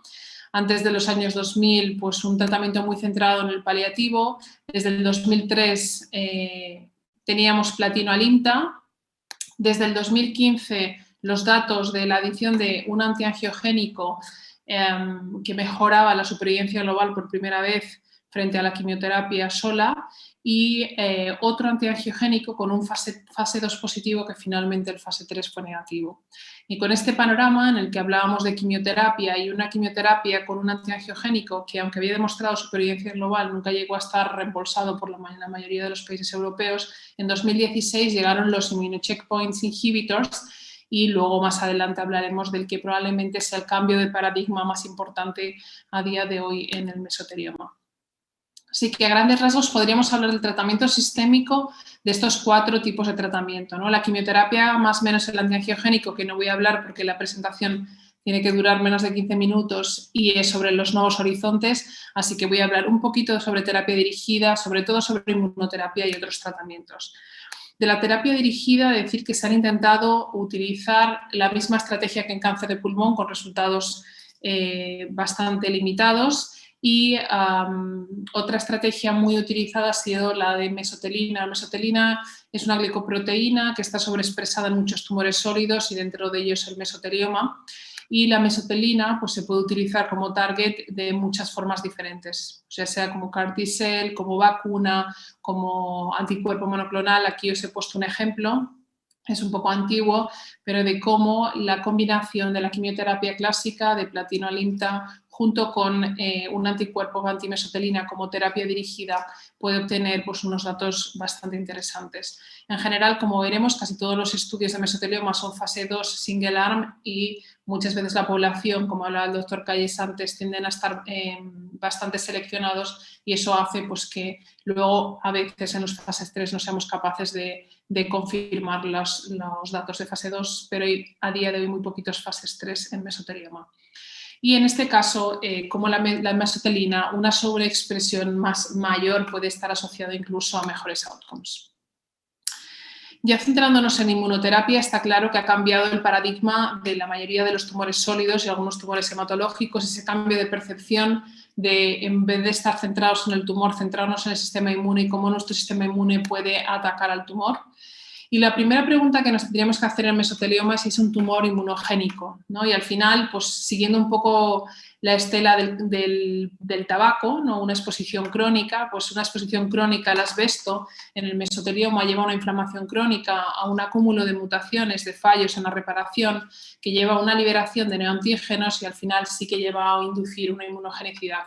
Pero atención, porque no toda la inmunogenicidad o toda la inflamación es favorable, porque hay inflamación que lleva a una inmunosupresión y de hecho se ha descrito que esa inflamación que induce el asbesto puede tener más componente inmunosupresor que inmunofavorable. Por otro lado, sabemos que el mesotelioma tiene una carga mutacional más baja que otros tumores como el cáncer de pulmón o otro tipo de tumores que se asocian a mejores respuestas a inmunoterapia. Podríamos pensar que no responden. Pero es interesante ver cómo hace un par de años se publicó sobre una corte de pacientes tratados con pembrolizumab, tumores sólidos, se veía y estudiaban la carga mutacional aislada y la carga mutacional en combinación con otros marcadores y veían cómo cuando se combinan diferentes marcadores inmunes, y no se tiene la visión simplista de un solo marcador, se mejora la predicción de outcomes. Así que, como veremos, PDL1 es un marcador que puede estar presente y sobre la transcriptómica, las firmas transcriptómicas de inflamación asociada a T-cell, por ahora no tenemos mucha información en mesotelioma. Se ha quedado. A ver. Ahora, PDL1 es un marcador frecuente, un 40% de los pacientes tienen es positivo, mucho más frecuente en sarcomatoides, casi todos los sarcomatoides PDL1 positivo, en torno a un 20-30% de los epitelioides, y lo que se sabe es que los pacientes con PDL1 positivo tienen un peor pronóstico y se considera un marcador negativo en este contexto.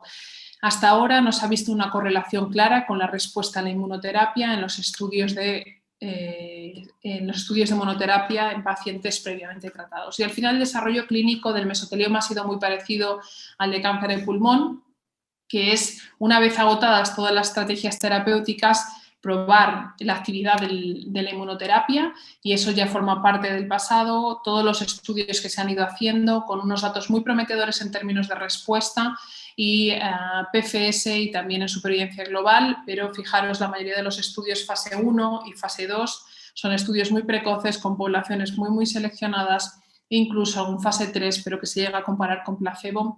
Así que todos estos estudios, aunque mostraban actividad, necesitaba confirmarse. Y esa confirmación ha sido llevada a cabo sobre todo en la primera línea. Es decir, una vez demostrada la actividad en pacientes pretratados, ahora demostramos la actividad comparándose con el tratamiento estándar o combinándose con el tratamiento estándar en una escala precoz, es decir, en la primera línea. Y para ello la inmunoterapia, y considerando la actividad como monoterapia, con un inmunocheckpoint de forma aislada, pues el desarrollo comenzó a hacerse intentando combinar diferentes fármacos, en este caso, teniendo ya la información, como decía antes el doctor Remón, pues esa combinación de CTLA4 y PD1 que en cáncer de pulmón, en melanoma y en otros tumores habían demostrado una actividad mejor, y por ese efecto sinérgico que tienen frente a la respuesta inmune. Y la primera evidencia que tenemos sobre esa combinación es el estudio MAPS-2 del grupo francés de cáncer de pulmón. Son 2 brazos de tratamiento, pero no son comparados entre sí. Nivo en monoterapia frente a Ipi-Nivo, con un objetivo principal que era el disease control rate a 12 semanas. Es un estudio positivo tanto para un brazo como para el otro, con mejores datos de la combinación. Fijaros las tasas de la mediana de supervivencia global y las tasas de toxicidad, tanto en monoterapia como en combinación, con una baja tasa de grados 3 y 4. Por lo tanto, ya era una primera aproximación de un fase 2, de nuevo sin brazo comparador. Y llegó el Checkmate 743, es el primer fase 3 de Ipi-Nivo frente al tratamiento estándar, que en este caso era el platino pemetrexed. Es un estudio en el que se estratificaba por histología y por sexo, con un objetivo principal que era supervivencia global. Y aquí tenéis las baseline characteristics, lo más importante, bueno, lo más relevante, un predominio de histología epitelioide, PDL1 positivos. No tenemos información sobre la exposición al asbesto, lo cual habría sido muy interesante para ver ese ambiente inmunosupresor y si el asbesto tenía que ver o no con una resistencia o una mejor respuesta al tratamiento. Es un estudio positivo en su primary endpoint, que es sobre survival, una mejor supervivencia global en el brazo de Ipi-Nivo frente a quimioterapia. Primera vez que un fase 3 demuestra esto con inmunoterapia en el mesotelioma. En el análisis por subgrupos, el grupo del sarcomatoide o no epitelioide, no epitelioide, la mayoría son sarcomatoides, una magnitud de beneficio muchísimo mayor que en epitelioide y en población PDL1 de más del 1. Es decir, que la población estaba estratificada por estas histologías y, por otro lado, que la supervivencia, o sea, el PDL1, el análisis de PDL1 se considera solo descriptivo, no estaba ni preplanificado. Objetivo secundario, supervivencia libre de progresión, y aunque veis aquí que a largo plazo y un poco extendiéndose hay un beneficio para el grupo, esto hace este cruce de curvas que vemos bastante frecuente cuando hablamos solo de inmunoterapia en los primeros meses. Esto hace que la PFS no sea significativo y no se encontrará un beneficio. Como factores exploratorios, objetivos exploratorios, la mayoría de los subgroup análisis hay un beneficio. El perfil de tolerancia, el que ya conocemos en otras enfermedades, en otros tumores sólidos, con un perfil de seguridad que es bueno, con una mayoría de efectos secundarios grado 1, 2, poco 3 y 4, y los 3 típicos, que son los más frecuentes, a los que ya estamos acostumbrados a manejar. Un estudio muy profundo de Patient Reported Outcomes, en los que se ve un beneficio a favor del grupo de inmunoterapia. Esto hizo que desde octubre del 2020 está aprobado por la FDA y una recomendación de la EMA de aprobación. Así que una vez hecho la estrategia inicial, la del presente, con la comparación cabeza a cabeza de uno u otro, ¿por qué no combinarlos para intentar buscar ese efecto sinérgico? Y tenemos datos de un fase 2 de durvalumab en asociación con platinoalimta y con datos, fijaros que medianas de supervivencia muy interesante, con unos datos de medianas de supervivencia de PFS también interesantes, pero de nuevo es un brazo, es single arm, son 55 pacientes, necesitamos confirmarlo en fase 3. Ya sabíamos que la combinación de quimio con un antiangiogénico mejoraba los datos de solo quimio y al final todos los estudios que estamos viendo de inmunoterapia, el brazo control es solo quimio. Este estudio es muy interesante porque explora la combinación, la adición de atezolizumab a un esquema de quimioterapia con antiangiogénico. Es un estudio de TOP que está en actual reclutamiento. Sobre otros tratamientos, no podía dejar de hablar sobre Stellar, que es sobre el estudio Stellar, es el tratamiento con esos campos eléctricos que son capaces, que tienen como hipótesis, ¿no?, una alteración del uso mitótico durante la mitosis y que pueden tener una acción citotóxica también por el calor que desprenden y que en combinación con quimioterapia es un fase 2, de nuevo single arm. Fijaros que tasa de respuesta, medianas de supervivencia y de overall survival, que son pues un poco aquí, esta es una tabla que presentan ellos comparándose con todos los esquemas de cisplatino alimta como para demostrar, pero esto es lo que los estadísticos dicen que no hay que hacer nunca, no podemos comparar. Y otra estrategia son los CAR T-cell, que sabéis que en mesotelioma son muy interesantes. Ya había datos de las primeras generaciones con reacciones anafilácticas graves, pero los de nueva generación ya alteran o evitan esa toxicidad grave.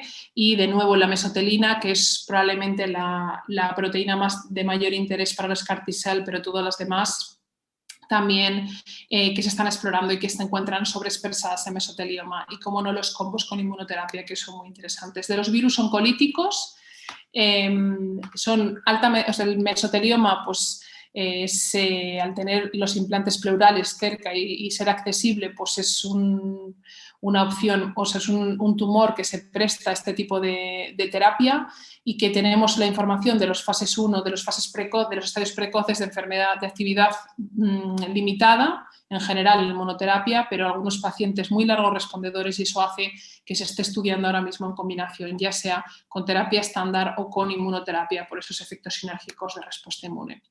Y sobre perspectiva y futuro, pues mostraros, como no, pues este cruce de curvas que no nos gusta nada a los oncólogos, y que ya sea porque sea una hiperprogresión, es decir, deterioro durante la inmunoterapia, o ya sea porque sean fast progressors, es decir, pacientes que ya vienen progresando, que se deterioran aún más durante la inmunoterapia, necesitamos identificar estos pacientes para evitar exponerlos a un tratamiento de inmunoterapia en el que no van a tener un beneficio, y para eso necesitamos los biomarcadores.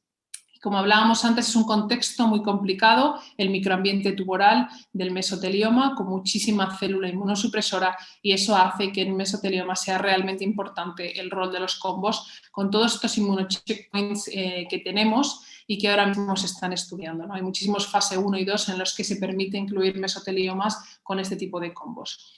Debemos integrar toda la información genómica con la inmune, y para eso pues ya se van describiendo firmas genómicas en las que integran la genética junto con la histología y los outcomes, y ahora nos queda un poco integrarlo con la inmunoterapia para ver si todo esto junto nos ayuda a establecer cuál es la mejor estrategia terapéutica. Y esto solo es una pincelada en cuanto a la prevención del cáncer, y es que podemos tener la falsa percepción de que el mesotelioma ya no es un problema importante porque pues, el amianto se prohibió en España en el 2002, sin embargo se prohibió la producción pero no se retiró todo el amianto. Tenemos amianto y se estiman, no me recuerdo cuántas toneladas de amianto hay en España todavía, pero el amianto todavía instalado y todo el periodo de latencia que lleva el desarrollo de un mesotelioma hace pues, que las muertes por mesotelioma en España sigan en aumento, y que en determinadas zonas de alta incidencia, como Cerdañola del Vallés, que era donde estaba la fábrica de Uralita, pues lo ocupacional, el laboral se haya estabilizado, pero el ambiental y el doméstico comienzan a aumentar, lo cual es preocupante porque en una corte recientemente publicada, hasta el 50% de los casos de mesotelioma eran de origen ambiental, así que es algo que nos impacta a todos directamente. Y ya para terminar, pues el mesotelioma es una enfermedad rara, pero todavía es prevalente en nuestro medio, no debemos olvidarla y se debe invertir mucho en investigación para ello, para el acceso a los tratamientos. Muchos avances se han llevado a cabo en las clasificaciones, en la caracterización del microambiente tumoral, y eso lleva a nuevas opciones de tratamiento sistémico, pero a día de hoy la más relevante es la combinación de nivo y ipilimumab, que es el único fase 3 en el que demostró un beneficio en supervivencia frente al tratamiento convencional de quimioterapia para una inmunoterapia en pacientes en primera línea, pero necesitamos esos biomarcadores para la selección del tratamiento al inicio y todos los estudios de combinación nos van a ayudar a determinar cuál va a ser la mejor estrategia terapéutica. Y con esto termino. Muchas gracias y si tenéis alguna pregunta, encantada de resolverla.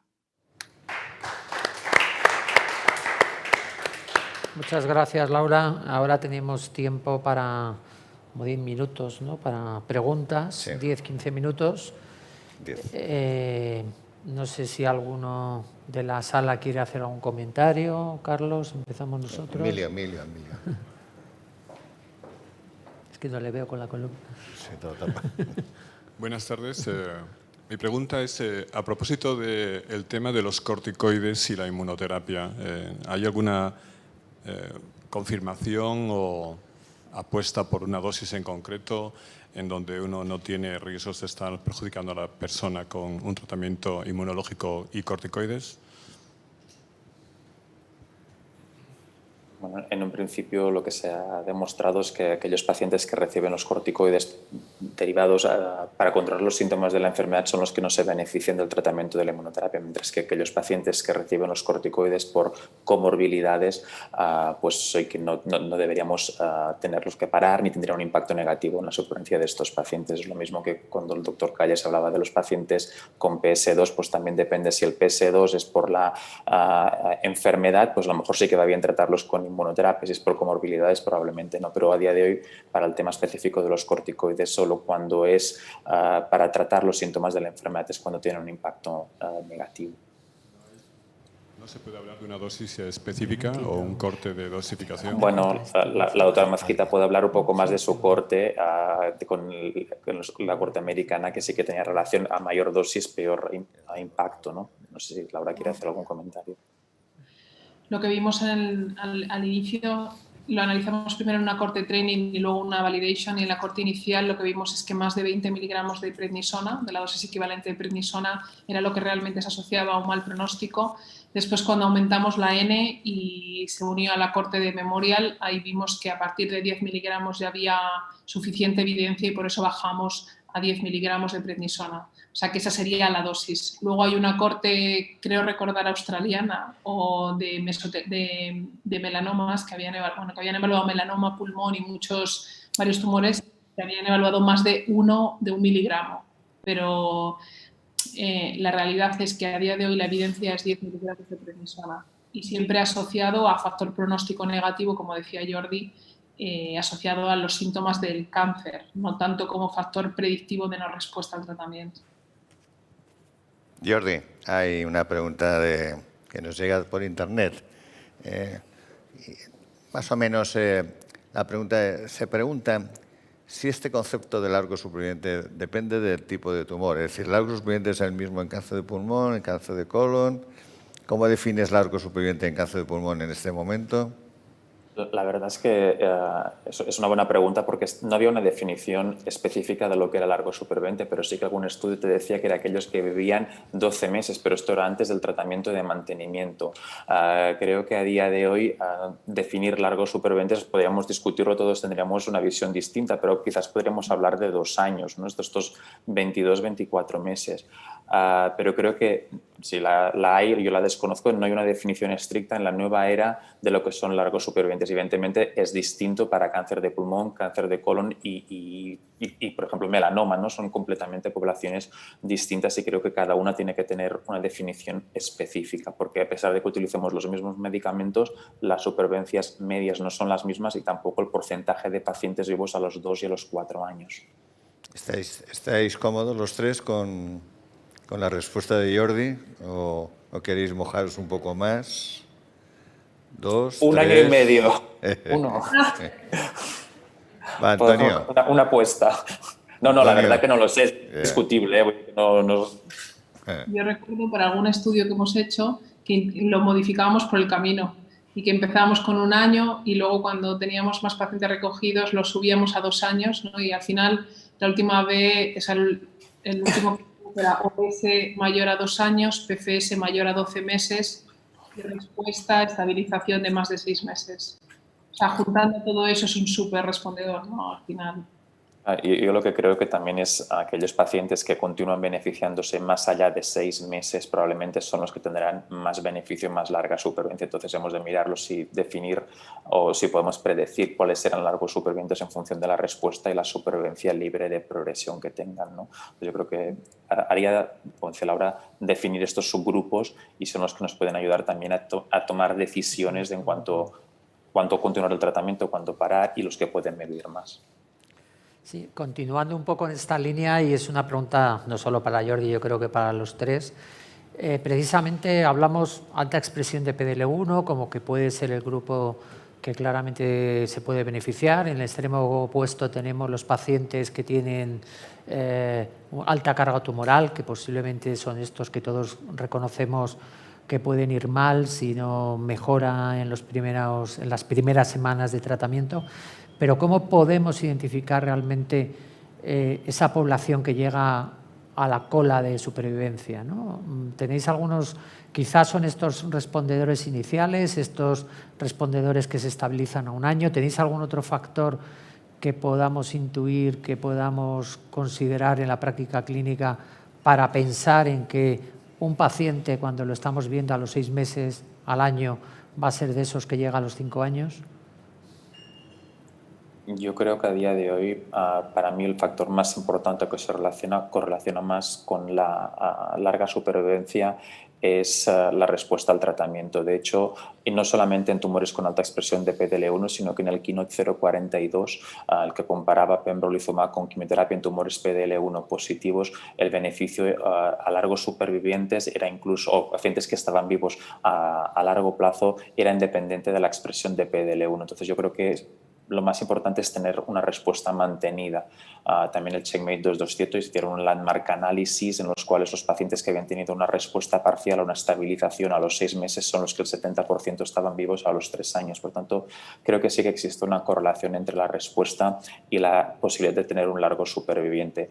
Y muchas veces el problema que tenemos es que todos estos estudios no han cuantificado el volumen tumoral, el número de metástasis o el diámetro mayor, la sumatoria del diámetro mayor de todas las metástasis. Entonces, yo creo que es una cosa de la que debemos aprender, intentar ver el volumen tumoral. Sabemos que por estudios retrospectivos los que más se benefician de la inmunoterapia son los tumores pequeños, pero bueno, a lo mejor si tienes 3 metástasis de 1 centímetro, pues vives lo mismo que si tienes una de 10, no lo sé. Entonces, pero yo creo que es importante recoger toda esta información, al menos en estudios futuros, ¿no? Para poder correlacionarlo un poco y responder a estas preguntas que son importantes desde un punto de vista clínico.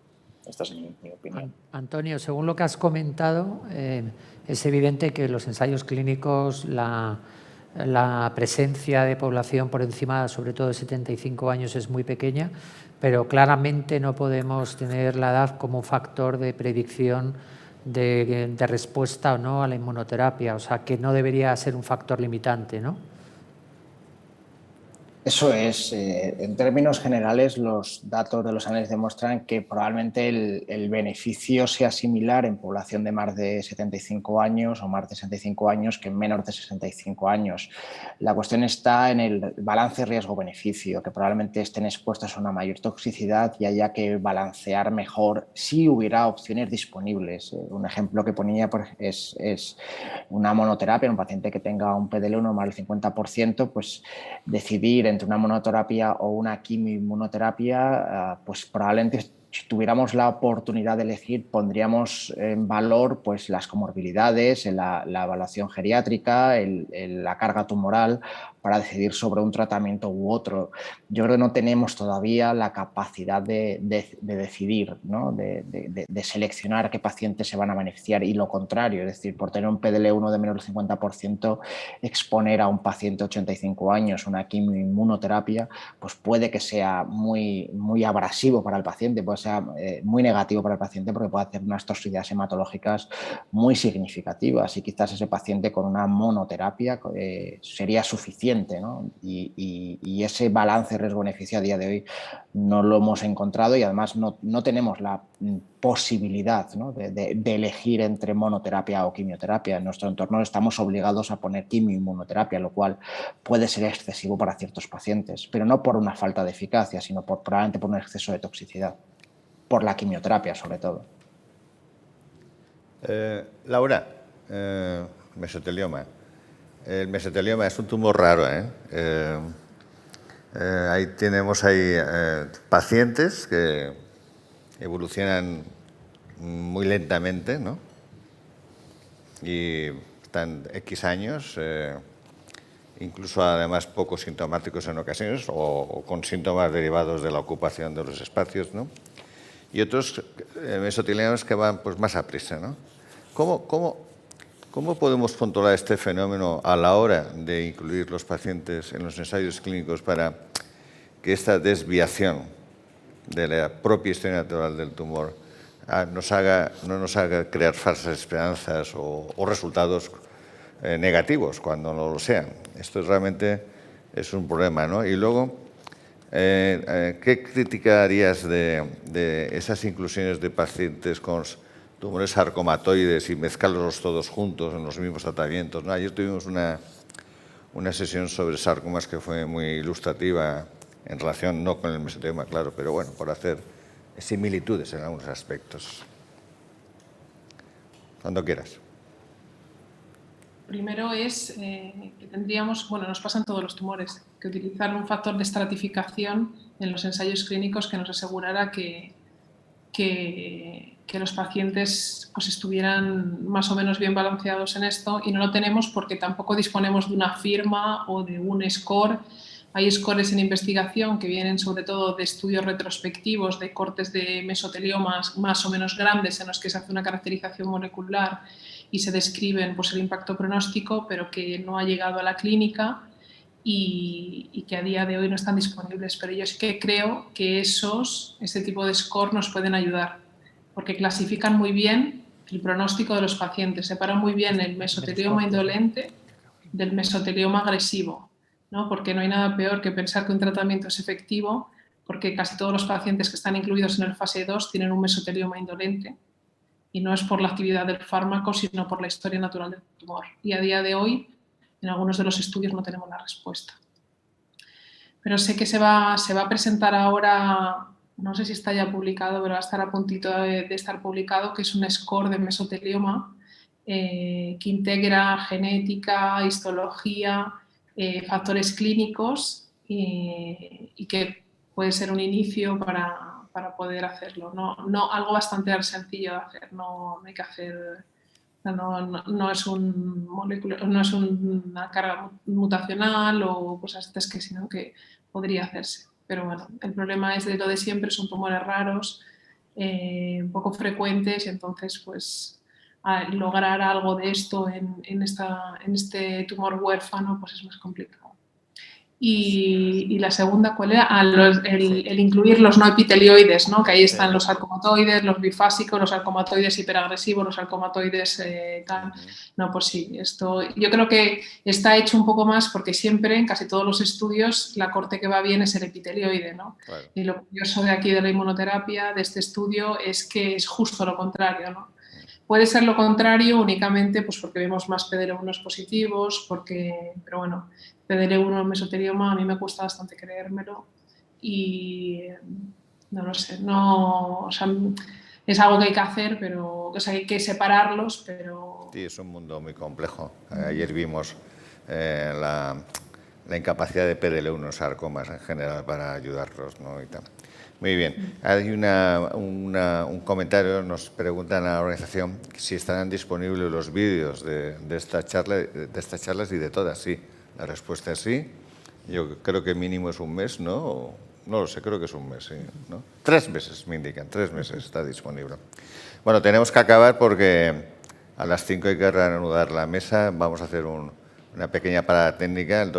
Me gustaría que Javier cerrase la mesa y hicieras algún comentario para ello. Bueno, lo primero agradeceros vuestras espectaculares charlas, muy brillantes los tres como sois vosotros, y yo creo que es muy importante también este concepto de que hemos avanzado mucho en cáncer de pulmón, en mesotelioma en este caso, pero quizá no nos debemos de quedar parados porque sabemos que hemos dado un pasito, pero nos queda todavía mucho por hacer y estamos utilizando tratamientos con alto impacto económico en pacientes donde a lo mejor no es eficaz, en otros durante mucho tiempo y a lo mejor no es necesario tanto tiempo, con lo cual creo que tenemos que seguir en la línea de seguir buscando estos largos supervivientes, pero que sean cada vez más numerosos y desde luego con una inmunoterapia cada vez más dirigida, más de precisión en cada paciente. Y un placer estar aquí. Muy bien, muchas gracias a todos. Hasta dentro de unos minutos.